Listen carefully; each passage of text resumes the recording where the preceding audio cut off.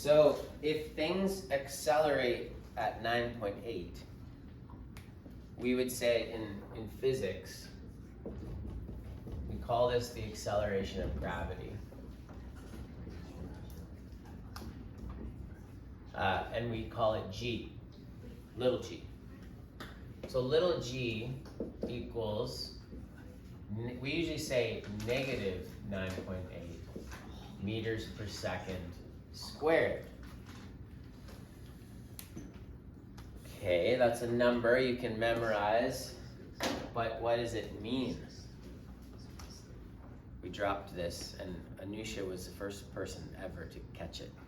She caught it right at the end, like, so now I have to give her $5.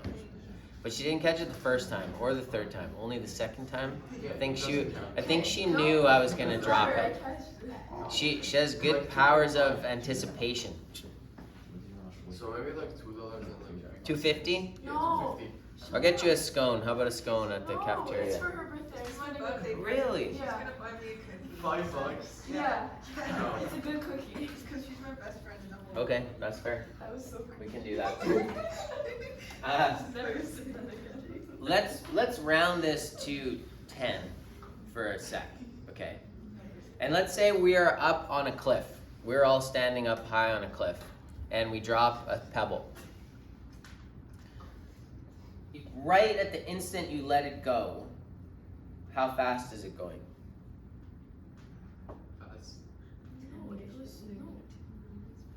Right at the instant you let it go. Nothing. Zero. Nothing. Right? It's sitting still, and is when you just take your fingers off, like the first, I know it happens quickly, but the very first instant it's sitting still, not moving. Okay, what happens in the very next instant of time? It accelerates, which means it starts to move. Very good, Lillian. So it's gonna start moving down. As it moves down, what happens to its speed or its velocity? That's right, Danielle. It accelerates, so that means it's getting faster, yeah? Okay, so what this means is that in 1 second, you will be moving 9.8 meters per second down. That's actually really fast. That's 36 kilometers an hour. So you'd be speeding out front of on me there. After 2 seconds, how fast is it going? About 20. That's right. So that's 70 kilometers an hour. After 3 seconds, 30 meters per second. It's almost 110 kilometers an hour, really fast. Lillian mentioned air resistance before. So when things fall in the real world, the acceleration kind of gets muted because the air is pushing against us, right? But if there's no air, it just keeps accelerating at this rate. Okay. So that's G. We are going to do an experiment. So there's 2 things that you're gonna have to do for me before I pass you over to Miss Vu. You're gonna do a first half of a lab, an IB experiment. And your experiment is going to include this, a ramp, okay? We have lots of things to roll down the ramp. Can the people see? Maybe I'll just do that. So you have a ramp. We have blocks, like light blocks, and we have weighted blocks, and we have rolly carts that you can roll down the ramp. And we're going to see what happens when we put this ramp in place of just dropping straight down. Okay, so I know a ramp is a simple thing, and then yet it's so complicated. So when I lift this up, it's not moving, right?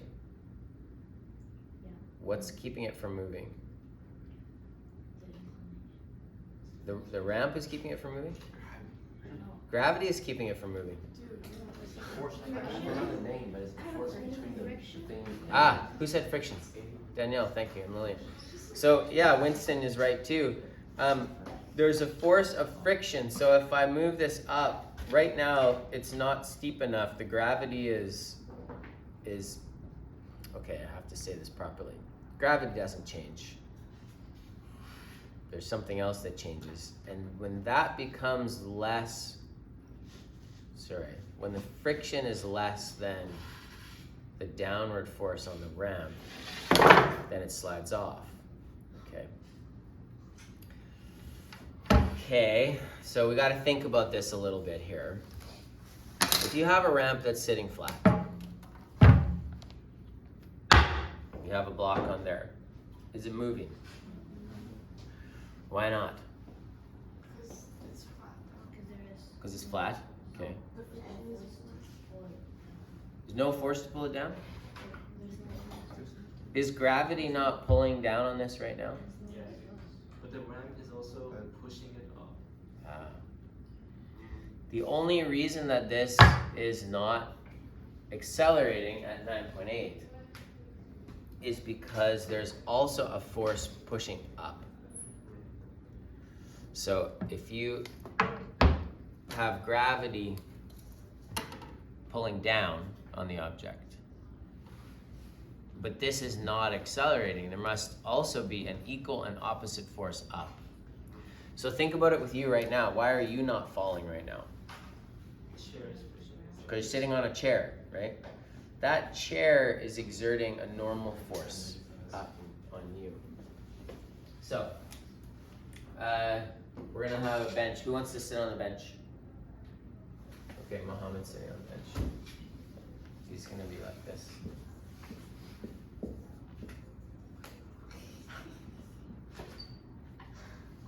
That's how I see you, Mohammed. Mohammed's sitting on the bench having a great time, and he has forces acting on him, yeah? He has gravity down. We call this Fg, okay? And we also have a normal force up. We call this Fn. And the two of those forces are equal and opposite, okay?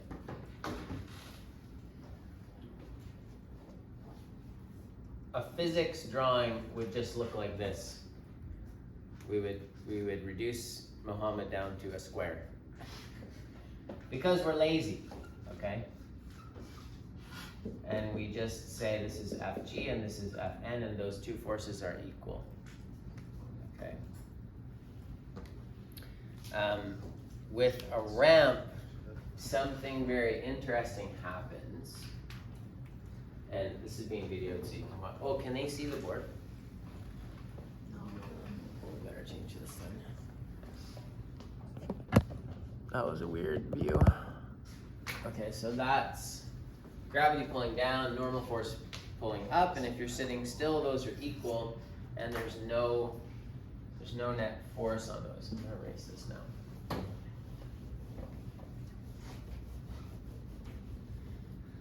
Okay, so if you tilt the board like this, now you have gravity pulling down. It's just the same. It's not going to change unless you go to space. Okay, hold up your arm like this. This is your ramp, and this is your normal force. As you tilt the ramp, the normal force tilts with it. The normal force is not called normal because it's normal and it's not weird. Normal actually means perpendicular. So the normal force is always perpendicular to your surface. So if you push the ramp, the normal force is pushing out at an angle. Okay? So there's a normal force, but it's less in magnitude than gravity now. Okay, and so what you can do with that is you can say, all right, what's happening here? This normal force is at an angle and it's less now. Why is it less? Because gravity has two components. any vector, you can add vectors together. You can also take them apart. You can put them into pieces. So our gravity, we can make a piece like this. And these two, so this is my Fn. This is my normal force. You guys know about x and y axis? Okay, so imagine your x and y axis has been tilted like this because we tilted the ramp. Okay, this is my what I would call FGY. And the FGY and the FN are equal and opposite. And that's why the thing on the ramp, it doesn't fly off the ramp or fall through the ramp. But what's left is this one. Maybe I'll do this one in blue. This piece of gravity I would call FGX. That's the part that's pulling the block downhill. So if I took this blue arrow and put it here, that's what's left. That's my net force. That's the overall force that's acting on the block. Okay. Now we said there was a force holding the thing back from sliding. What force was that again? Friction. Friction. So if this downhill piece is less than the friction force, then the friction will hold the block back. As soon as this gets bigger, and as you tilt the ramp higher, this gets less and less and less, and this gets bigger and bigger and bigger, right? Until at vertical, you're gonna have full force of gravity, right? So as you tilt up, this gets bigger, and friction can only do so much. It has a maximum. And when this becomes bigger than friction, then it slides down the hill. Okay. When you do your lab, you're going to choose, it's got to be a ramp, but you have some design input. You can decide which variable you are going to vary and which variable you are going to measure. Does anybody know what we call those variables? Yes? Independent variables. Perfect. Independent and dependent. Emily, right? Baran, sorry. Baran says independent and dependent. Which one is which? Yes, Baran, tell us. Independent is the one that you change, dependent is the one that changes as a result of it. Perfect. So independent variables is what we set, what we decide. How many independent variables will you change in your experiment? Hold up his finger. Just one. You only ever change one independent variable. Why? We'll talk about it later. Remember. And then we're gonna have dependent variables as well. So you're gonna have independent variables that we set, we decide, or just one of them. And then you're gonna have dependent variables that you measure. I'm gonna give you 1 minute. Turn to the person beside you and list as many different variables that you can change with a ramp as possible.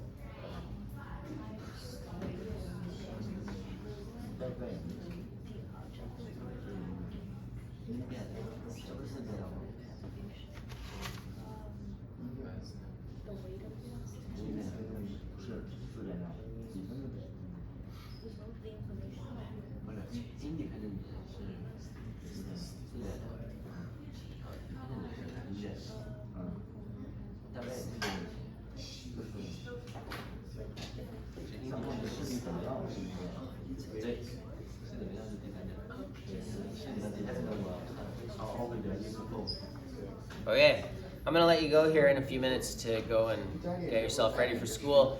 Let's go through these variables. Give me some independent variables. Mohammed, Arya. Steep. Okay, so like, what would we call that? The steepness of the ramp? Incline, okay. What do I have to change the incline? Like what mathematically? The angle. So we're gonna change the angle of the ramp. That's a good one. What else could we change? Yes? Size of the substance. The size of the thing? Yeah. So we could say, yeah, the size of object. Good. What was your name again? Kevin? Oh, don't you? Good. Size, what else? Mass. Mass of the object is a good one, yeah. Size and mass and weight are connected, yeah. We could also change the surface, like if you want to, you could play with friction, right? So we'll say the material of the rampant object. You could do a little bit with friction. You could probably change the displacement as well. So just how far up the ramp you move. By the way, if you're thinking friction, if you're interested in that, we have air tracks that will give you very little friction. It's like an air hockey table, and you can tilt that up. These things, I'll show you how to use them. So you can play with friction, you can play with mass, you can do the angle. I think that's probably good. Okay, so and then what are we gonna measure? Acceleration. Good. Acceleration is correct for on. That's a good one to do. There's really only one other one. Velocity. Yeah, that's right. Velocity. So,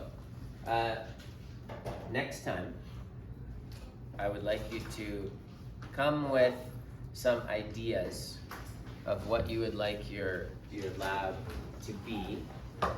And we'll break out the ramps and the air tracks and the objects and the carts and everything, and you can play with it.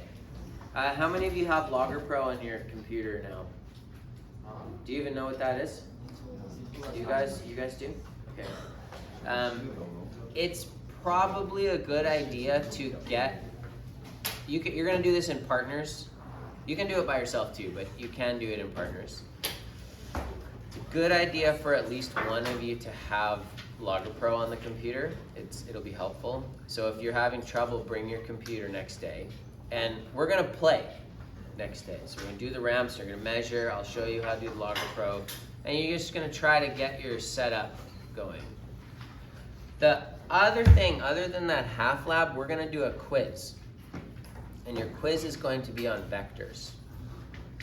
So I've given you the basics today. It's not going to be super hard, but no, the quiz is not next week. The quiz will come at the end.